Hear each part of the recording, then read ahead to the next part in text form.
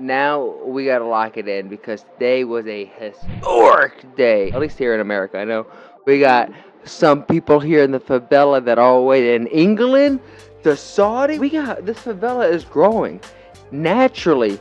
We diversify, not fucking forced diversity, like what some of this policies that we're fucking doing here in the States. But I'm not gonna get super political in that. I just today was crazy because I'm sure everyone knows a bullet was shot at Trump's face, and good fortune, the grace of God, whatever you want to say, it just went through his ear, one ear, literally one ear, one out the other, you know? One side and out the back. So it was just, fortunately, Trump's fine. Doesn't seem terribly shaken up by it. You know, we give Oscars to actors for doing a good job, and not saying that Trump is shaken up by it, but I would be a little sympathetic if he was.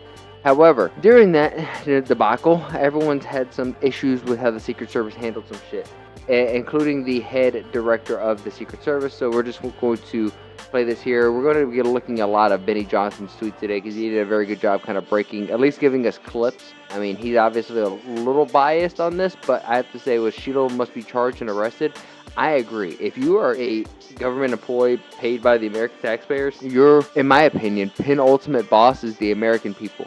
And when you are subpoenaed to go to the you can't say we're gonna fall back on an investigation or we're gonna fall back on somebody else. You know, I would ask somebody. No, they subpoenaed. You have to say everything under the oath of God. You know, this is craziness to me. So I just want to go ahead and play here. Quality, if we go full screen, is not the best, but we'll have to live with it. But 5 days later, the Washington Post said this. Top officials repeatedly rejected requests from Donald Trump's security detail for more personnel. The next day, the New York Times said this. Mr. Guglielmi acknowledged that the Secret Service had turned down some requests for additional federal security assets for Mr. Trump's detail. So which is it? Because both statements can't be true. Were you guessing or lying? Yeah, I have to say, the statements are all over the place right now. Neither, sir, and I appreciate the question. None of the above.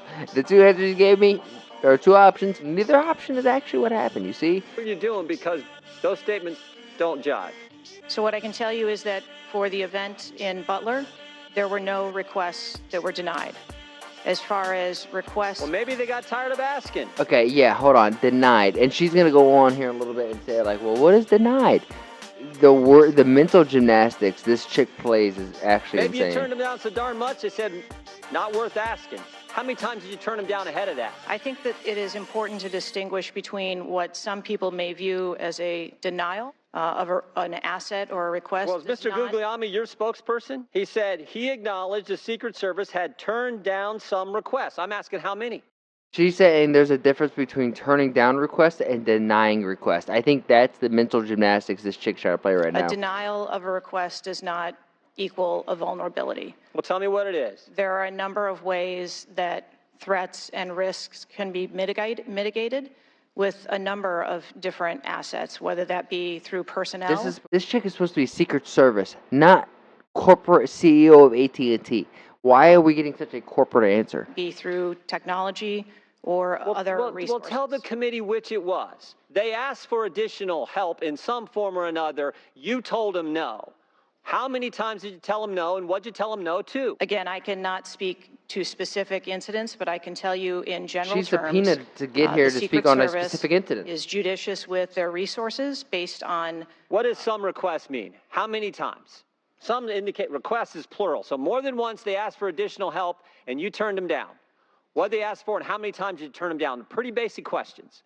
So again, without having all of the details in front of me, sir, what I can tell you is that there are times... You didn't get briefed on how many times you turned down the Trump detail? This is supposed to be the head of the Secret Service, not like secretary, you know, not like the assistant. This is supposed to be the top dog. This is what's representing the Secret Service of the United States of America right now is Ms. Cheeto. When they asked for additional help? I'm sorry. You didn't get briefed on that before you came to this hearing, knowing you were going to get asked that question? What I can tell you is that in generic terms, when details make a request, there are times that there are alternate ways to cover off on that threat or that risk. But that's not what you said. They were denied certain requests, some requests. This is your spokesperson, not me talking. This is the Secret Service talking. And what a change from absolutely false, unequivocally false to, by the way, there were some times where we didn't give them what they wanted. I don't want to bring up COVID, but the same fucking tone was that way. Hey, if you take this, you absolutely won't get COVID. Hey, you take this, you're probably not going to get COVID. Hey, you take this, more than likely, you're not going to get COVID. If you take this, you're not going to spread COVID. If you take this, you're least likely to spread. It's like there's been no accountability.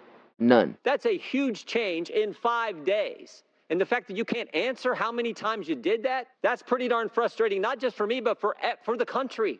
Yeah. I hear your frustration. Let me ask you this. Were any of those I hear you, but respectfully, fuck off. requests denied to President Trump's detail after you knew about the Iranian threat? What I can tell you, again, I don't know the specifics, is that there are times when we can fill a request. It doesn't necessarily have to be with a Secret Service asset or resource. We can fill that request with locally available assets. You spoke to anyone at the White House since July 13th? Yes, I have. Who'd you talk to? I have briefed the president and the vice president. Talked to the First Lady? No, I have not. Talked to the White House staff? Anyone in the White House communications? No, I have not. Have you talked to Why the the counter fuck sniper not? who took the shot that took out the... Yes, I have. And can you tell us about that conversation? I would not want to reveal conversations that I've had with my employees. But that's exactly the kind of information the American people want to know. I understand this is an ongoing investigation, and Who's all doing the investigating at Secret Service? I know the Inspector General, but is there also an internal investigation in addition to the Inspector General? we are conducting a mission assurance investigation internally, yes. You know what it looks like, Director? It looks like you won't answer some pretty basic questions. It looks like you got a 9% raise and you cut corners when it came to protecting one of the most important individuals, most well-known individuals on the planet. A former president, likely the guy who's going to be the next president. Looks like you guys were cutting corners. That's what it looks like to me.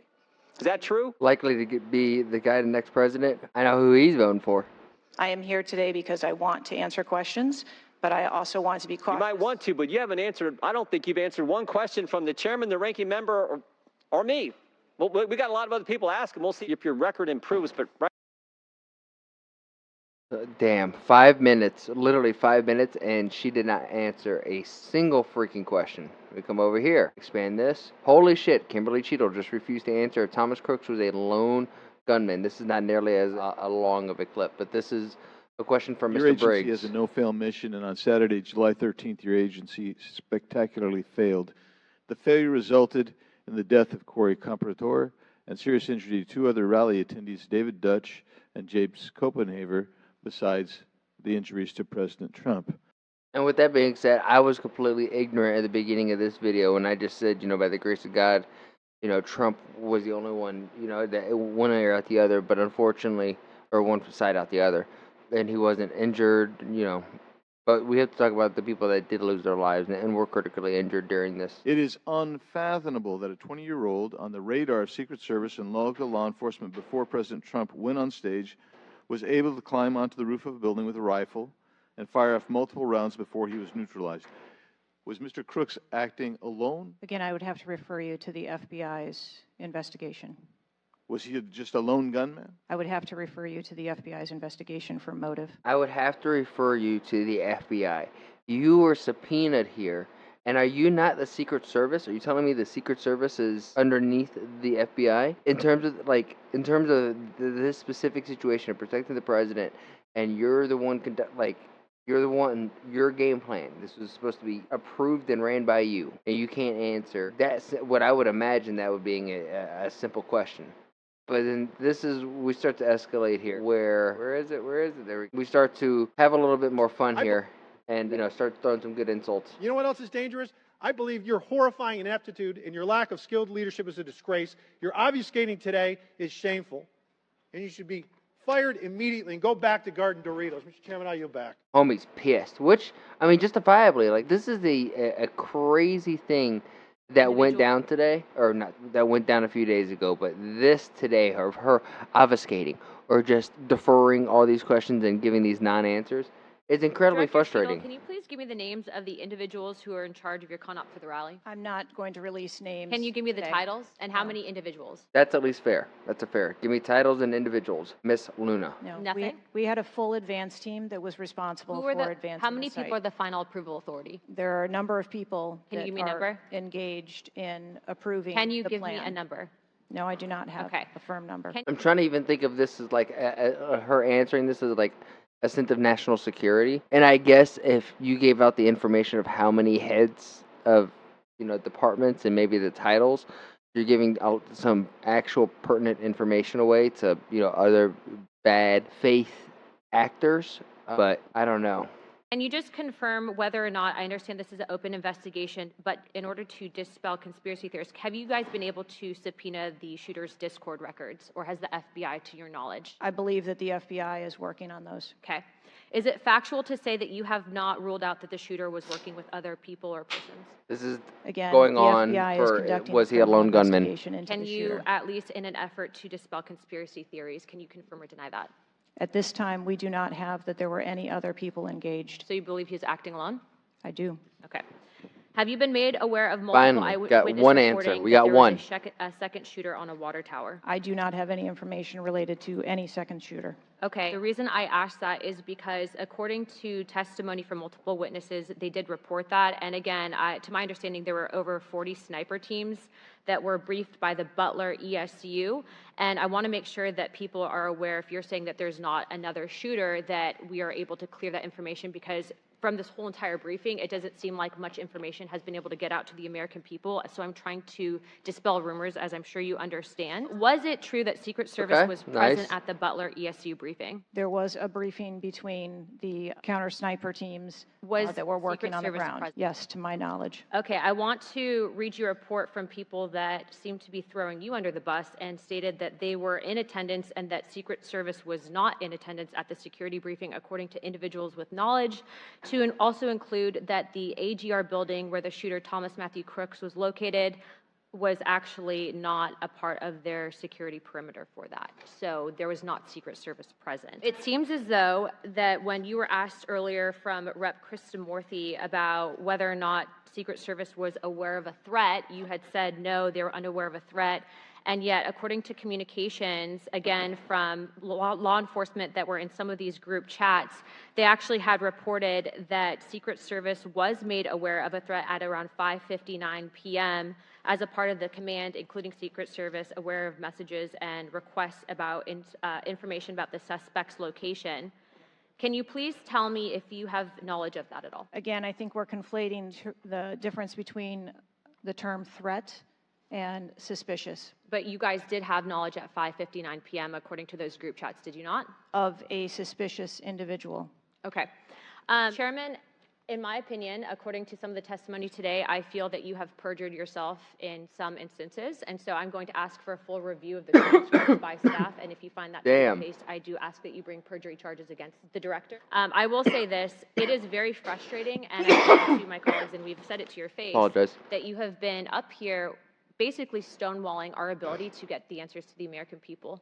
And what I will also say is that every single member of Congress does not feel safe with you in charge. You have heard that, and I think that we are all sitting ducks with you in directing the Secret Service currently.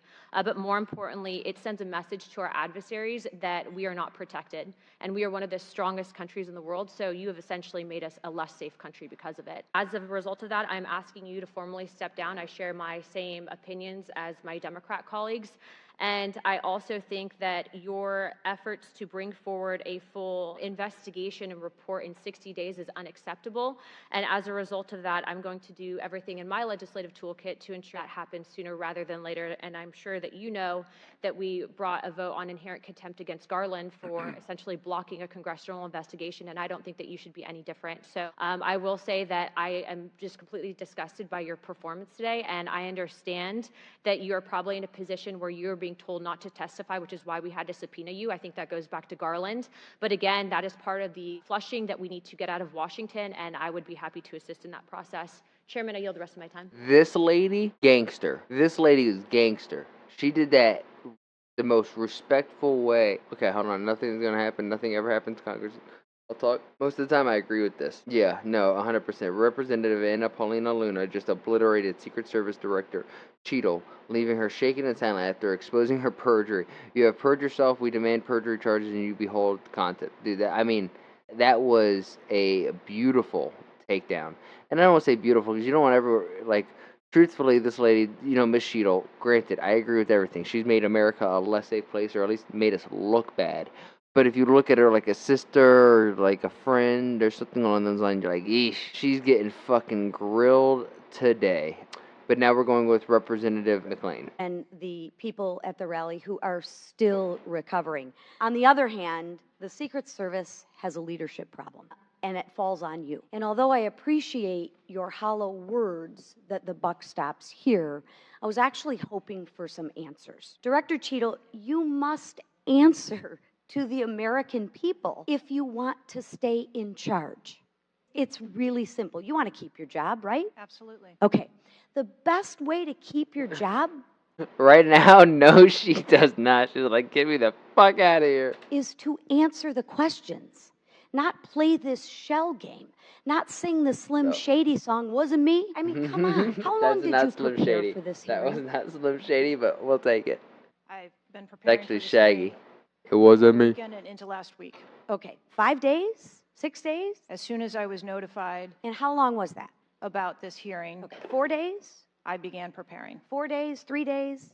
I'm not sure the date that I got the letter asking me to be here. What are you sure of? Are you sure the color of your hair? Are you sure the color of your suit? I'm just, like, tell the American people, what are you sure of? You don't even know when you started preparing for the hearing? I mean, the biggest hearing of your life, and you have no clue? You can't remember when you started preparing for this hearing? Can you understand why those words seem hollow to the American people who are supposed to entrust their faith in you? I assure you, the moment I received notification, But you can't remember. You got a little Alzheimer's, dementia going? I mean, what, you can't remember. I have several Hey, I could use a referral. So if for hospice, like dementia's a great indicator. active investigations going on and an operational agency to run. Okay. All right. But you want to take accountability, right? The buck stops with you, right? I am taking accountability. Super. Then let's start with trying to answer some questions. Honestly, that whole engagement right there, the buck stops with you and you're trying to take accountability, or at least those are the hollow words being presented there. I really do feel like this is an issue right now in corporate America, which is leadership and all. I find it in my industry, the industry prior. I feel like they're all industries, right? So it's not me taking a passive aggressive jab at work. I don't even want to think of that. But leadership right now has this weird way of quote unquote having these hollow words of saying, you know, like the numbers game and trying to take accountability and doing your best and doing it better before. But really, at the end of the day, it's all about self-preservation and not taking accountability and and trying to obfuscate. It's crazy. When asked how many shell casings were on the roof, you referred to the FBI. When asked if there were explosive in the car, you referred to the FBI. When asked if Crooks was acting alone, you referred to the FBI. See a common theme here? I can go on and on. My question is, who at the FBI should I speak with? Wait for it. The FBI is responsible for the criminal Is there a name? She said, wait for I'm it. not certain. I'm not certain. Who at All the right, here we go. FBI I'm is not running the certain. I investigation. don't know. Let me ask a different question. Jesus Have you Christ. been in communication with the FBI? Yes, I have. With whom? I speak with the director and the deputy director. Okay. And what have they shared with you about this investigation? So I'll give you an opportunity to answer again. Did they share with you how many shell casings were on the roof? Yes, Did they they've collected. share with you how many shell casing were on the roof? Yes, Okay, how many were there? to the No FBI way. for their How investigation many were there? and their information that they need to share in their investigation. So Okay, I'm trying to like see through Sheila's eye. How can you not answer the number of bullet casings that were there? You could say one shot, they rolled, or there's a lot of different, situations that they're pertaining and trying to thoroughly, flush out. But just to not answer like this, they've shared the information with you. You just don't want to share the information with us, correct? We have concurrent investigations that are going on. So they have shared this information with you. You know the answer to the question. You just refuse to answer the question from the member of Congress who has subpoenaed you to be here. Is there a different answer to that question? I was always willing to come here and testify before this oversight hearing. Beautiful. Then let's Wasn't a- do that. that was Let's very- for once have your actions match your words. So you've been in communication with the FBI. You know the answers, and you refuse to tell us the answers. So I will ask you again. How You does this know not- how many okay, shell this is casings Pat- were on that roof. What is the answer to that question?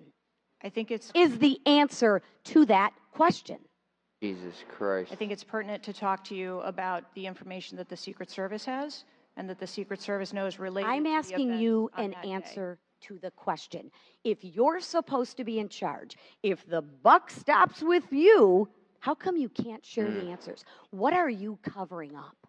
What are you hiding, my friend? Now this I'm is not where covering anything up. Then that's where we start getting into the conspiracies. Holy shit. why can't you answer a simple question? I would leave it to the criminal investigation to answer questions related to that. When you talk to the FBI and you ask them how many explosives, well, let me ask you, did you ask them how many explosives were on the roof?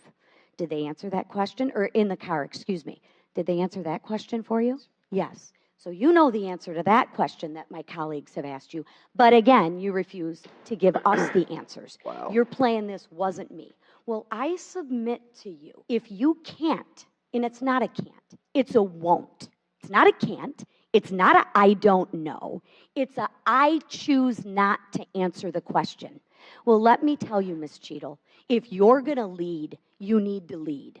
If you want to be in charge, then answer the question or step aside and have someone with the courage and the guts to answer to the American people the questions that they deserve. Hold on, what was that? Her refusal to answer questions is criminal. Literally, I mean, at this point in time, like, if you know and you're refusing to answer and you're there under, like, subpoenaed, you're lying, like, is that not grounds for, I don't know, charges? Okay. So, Kyle Becker, shout out to you. Let's recap this historic day. Joe Biden suddenly resigns via X. White House staff finds out 1 minute later. Joe Biden resignation letter not on an official letterhead. Biden's signature suspect, underlined, question mark, I don't know what that means. Steve Rossetti, I underline my signatures, but granted, when I do mine, my E is the underline, and then everything else is on top of that. Steve Rossetti helped write the letter. Joe Biden tweets major heart emoji in response. White House wipes Biden schedules. White House Chief of Staff calls cabinet managers comms. Frank Biden confirms healthy factor. Family suggests Biden may have terminal illness, so that's not COVID. And the dude's had his head cut off twice, and he's older than Durr, so respectfully, this could be true. Joe Biden holds no live press conference. Where is Joe? Just another perfect normal day in the Biden's America. This is true. The only time we've heard from him is seemingly on a phone call with Kamala Harris. President Biden calling into this campaign event. All right, he's calling into this campaign event. Keep me out of for the next 3 or 4 days, but I'm going to be on the road, and I'm not going anywhere. It's kept me without, keep me out of people's hair. COVID, keep me out of people's hair for the next stuff. And I want to say to the team, embrace her. She's the best. I want to call today to thank everybody in this effort. I know yesterday's news was surprising, and it was hard for you to hear, but it was the right thing to do. I know it's hard because you poured your heart and soul into me to help us win this thing. Help me get this nomination. Help me win the nomination, and then go on to win the presidency. But, you know, you're an amazing team, but we've got I think we made the right decision. I know how hard you've worked, how many sacrifices you made, and so many of you uprooted your lives for me, and the kind of commitment few people make for anything these days, but you made it. And I've been honored and humbled. I mean this from the bottom of my heart. My word is a Biden for all you've done for me and my look at her family. family like, what We built the best the fuck campaign is going on? organization in history. I've been doing this.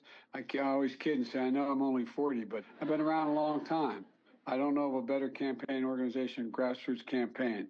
You know, we have over 230 offices opened. We have over 2,000 paid staff.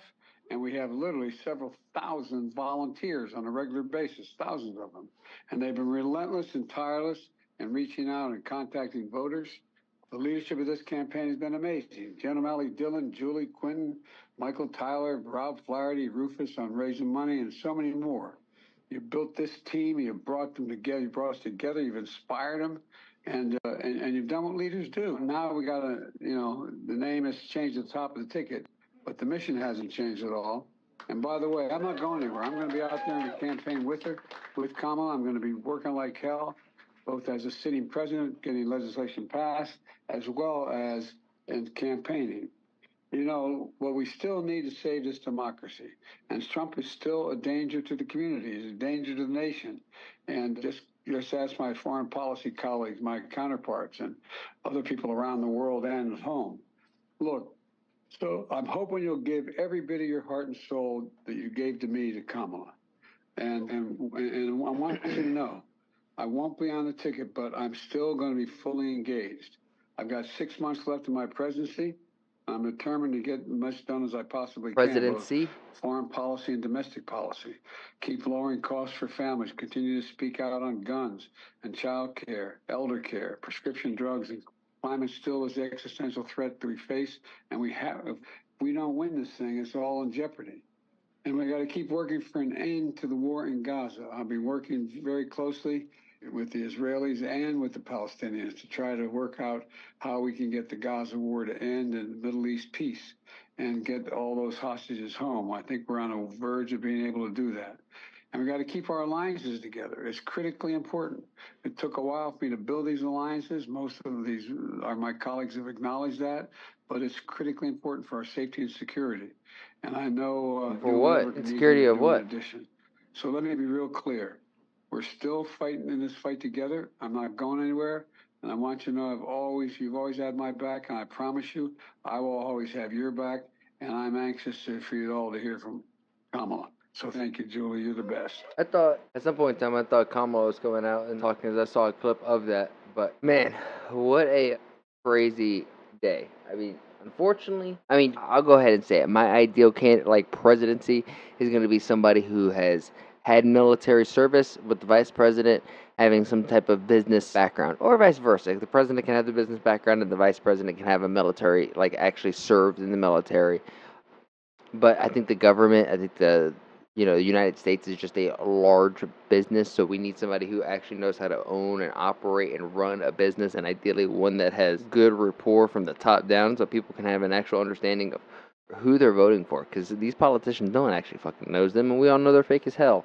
So, and they're ruining, Trump, who's somebody who shakes up Washington. I think that's threatening to them and their democracy, and they're conflating that with the American people. And I think Trump getting shot and having his response and doing everything that he's doing, I don't want to say a lot of people I think a lot of people who were voting for Biden because they hated Trump, that mentality where they were kind of in the middle, now kind of skew towards Trump because it's so obvious that it looks like there's some kind of craziness going on, and there might have been an actual inside conspiratorial attempt to take out Trump. And it's crazy to say, but if it walks like a duck, sounds like a duck, swims like a duck, I don't know what to tell you. It's not a dog. I can assure you that. But let's change up the pace. You know what I'm saying? Let's change up the pace.